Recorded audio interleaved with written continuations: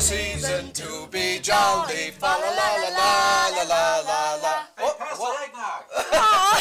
Put down the, oh my God, we're back. Put down the eggnog back there. We're having too much fun. Yeah. Here we are back with Impact again. And Risha, what's up next? What's going on? What's up next? I'm going to ask you, because up next is the government segment with Nick Barber. Oh, that's me. Yeah, oh, that's yes. right. Well, What's thank up you. next? I had a great interview with Hugh VanDeyar. Hugh is a retired journalist with over 40 years experience, and he came from Guyana, and he's going to tell us some wonderful stories about his experience as a publicist and a journalist in Guyana. That's great. Hugh VanDeyar. I just can't get enough of journalists, because I used to be one Yes. at a point of time. Yes. And journalists have so much experience. I'm looking forward to hearing what he has to say. Thank you. So here we go. More eggnog. More eggnog.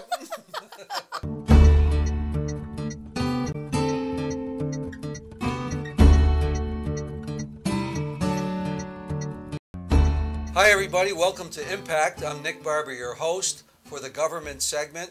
Today I have a very special guest. This should be very interesting. Hugh E. VanDeyar. Hugh is a retired journalist, 40 years experience. But the interesting thing about Hugh, the most interesting thing to me, is that Hugh now lives in Schenectady, but he was a journalist and a media person in Guyana, his native country. So I thought it would be a great idea to have him come today, and he agreed to visit with us. Hi, Hugh. How are you? Fine, welcome. thank you. Welcome to Impact. Thank you, Nick. Thanks for being here. It's a pleasure being here. Yeah, I'm glad you made it. I think the interesting thing about you is we talked about local affairs. You know, we talk about government and how it impacts our audience locally. But you do live here now in Schenectady. But it'd be interesting to compare the media and journalism in Guyana as compared to the U.S. You know, what your thoughts and experiences are. Now, you've been in journalism and public relations for, what, 40 years? Is that true? Yes. More than 40 years. You were a journalist, and you also did other public relations things. Radio. How did you get started? What made you piqued your interest in journalism as a young man? Well, I always liked writing, and I used to write articles for the Reader's Digest when I was a little kid going to school. One of my favorite books. And, my mother got it all the time. I remember one of the, there was an article, a series of articles there called The Most Unforgettable Person That You Know. Yes, I remember that. And I did a contribution once, but I can't remember. I don't think it ever got published. I never got to find out what actually happened. But that's... And then there was a People-to-People Committee of the United States when Eisenhower he was the president and founder of that committee. It still exists today. I have a niece in Texas who is a member of that, and she recently went, well, earlier this year, she went on a tour of the Caribbean with the People-to-People Committee. The main qualification for membership in that committee was a love of people and stuff like that, you know, and going around and meeting people and studying the behavioral patterns of people. So I was about 8 or 9 years of age then, and I always had this interest in people and traveling and stuff like that. That's great. Well, you covered, in Guyana, you covered some government issues, didn't you? I did a lot of what did you do there? Work, and well, as a journalist, I cover Parliament and, you know, the National Parliament. Yes. I did a lot of parliamentary and legal affairs also. Those were my specialties. And the last job I did prior to coming here was as media consultant for the Ministry of Local Government, which had set up a task force to prepare for local government elections.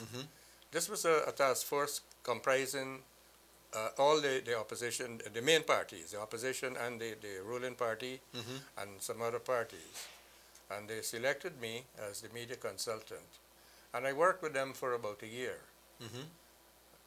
But I couldn't renew my contract because I was coming here. My wife has been here for many, many years, over almost 30 years in the U.S. Your wife Agnes, can we mention her name? Yeah. Yes. Hello, Agnes. Agnes is very involved too in community work in this community. And as a matter of fact, our recently elected mayor, Gary McCarthy, he paid us a visit last week when we were christening our home, our new home in Waldorf Place. And Gary dropped in and he gave us a certificate of appreciation Wow. for community service. Maybe that's the first one from the It new was mayor, great. the first official act. I don't know, but Yeah, that's great. Agnes is, Well, I know you and your wife are active in the community also Yes. with church affairs, and you're with... yeah, we go to Christchurch, and I'm on the board of directors of Better Neighborhood Incorporated, and also with our club, Kiwanis. You're on the board of On the directors board. of Schenectady Kiwanis Club, too. Yes. So that's it. you're involved in the community Yeah. and adapted to the community. Do you like Schenectady? You've been Oh, here, what, yes, I- 7 or 8 years you've been here? Almost Yeah. it. Do you like it? It's a sort of community that grows on you. Mm-hmm. You don't like it at first because when you come, you hardly know anybody. You don't Yes. have any friends. I didn't have any family here. All my kids are down in Queens, Yes, New Jersey, Yes. Brooklyn. You know, the family that's scattered all about. right. California, Texas, and that sort of thing. You have a big family? And yeah, I got quite a large family. Yes. 8 daughters and Wow. three sons. That's wonderful. One in Canada, one Yeah. in Barbados, and the other one is Yeah. in Brooklyn. Well, the Guyanese community is pretty large It's here in pretty Schenectady large, and area. it So is- do you get to know It is- friends and neighbors and exchange cultural Yes, yes. traditions and so forth? Yes, we do. Yeah. We So do. that And must be nice. After a while, you get to know people and you get involved in community affairs. Yes. You feel so happy being here. You know, the city. This is a city that is growing, and it's a great little city. It sort of it hits you, you know, right in the heart. If you walk around and you take a good look at it, Mm-hmm. and you want to get involved in this community, you realize how great it is. Yes. Well, I believe that, and it's nice to have you here involved in your wife Agnes. Thank You also covered the tragedy in 1978. You reported on the Jonesburg massacre, Jonestown massacre. Massacre, I'm yeah. sorry, and I know you addressed groups on that. That must have been a riveting experience. Such a Yes, amazing tragedy. What was it like to it cover was. that story? At the time, I was crime reporter for the Chronicle newspaper. Mm-hmm. And that Saturday, although there were over 941 deaths, something like that, of Americans who died, the most tragic and the most tragic deaths, and those that hit me most, was when a woman named Sharon Amos, who was the manager for the People's Temple in Georgetown, she came in the editorial office that Saturday afternoon and asked us if we had heard anything about White Night at Jonestown. That was a code name. White Neck? White Night. Okay. That Jim Jones, Pastor Jim Jones, had planned. Yes. You know, to do this thing. And then we heard nothing, and I saw she was looking very excited. And she came in with a bodyguard, a guy named Edward Bikeman, who they went back to their home, which is not far from where the Chronicle is, in Bel Air Park in Georgetown. And later on, we discovered she went back home and killed 2 of her children and another kid. Slaughtered them Really? like chickens in the bathroom. Oh, my goodness. And then she committed suicide. Oh. But Bikeman himself, he did not kill himself. He didn't take the poison. Uh-huh. That was Yeah, the laced Kool-Aid, if The people Kool-Aid remember with it. cyanide, yes. 1978 followed, I think he was demented, Reverend James Jones. Yeah, that was the worst And how many disaster of all. people died as a result of that Kool-Aid and poisoning incident?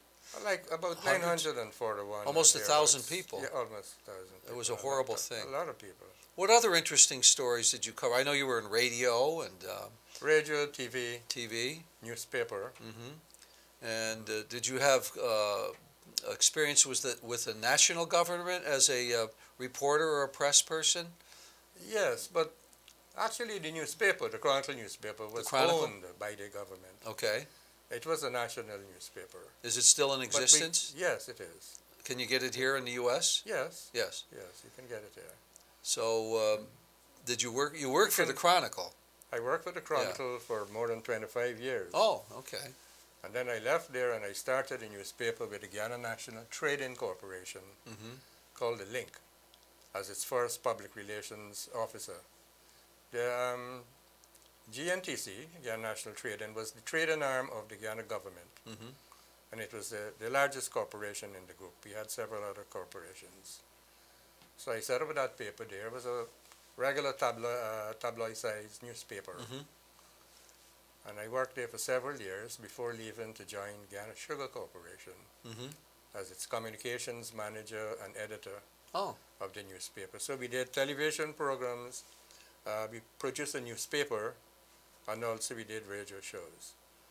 A lot of Guyanese will remember the theme song of that show called Sugar in the Morning, Sugar in the Evening. That was the theme song. I think the McGuire sisters, right? I think so, the McGuire sisters years ago, yes. So, well, you've had an interesting past. So you're retired now. I don't know if you still write. Do you write for pleasure and volunteer with things? A little bit now and then I try to do a little poetry. Right now I'm helping a friend who lives in Washington. He was also a journalist back home. In fact, he had his own publishing company and printing company. But he is writing a book, and I'm editing it for him. That's great. So you're still staying active. Still, yeah.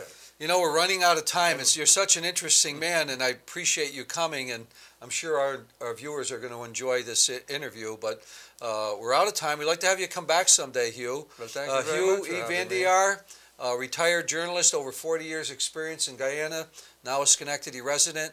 Congratulations on your mayor's citation to you and your wife Agnes. Thank you very much. And your work in the community. Thank you very much. It's great come back again. Here. Great being here. We really enjoy Schenectady now. We like the place. That's great to hear. Thanks, Hugh. Although the only thing is that, you know, there's no work for old people. You're either too highly qualified or you're too old. Well, thanks for watching, everybody. We'll see you next time. We want to thank Hugh VanDeyar, our guest, and we'll see you next week on Impact. So, Nick, that was a very insightful interview with Hugh VanDeyar. Yes, it was. As I said earlier, journalists are full of experiences, and the more journalists we have on the set, the better it is. That's right. We're journalists, aren't we? TV journalists. We are. Yeah. Yeah.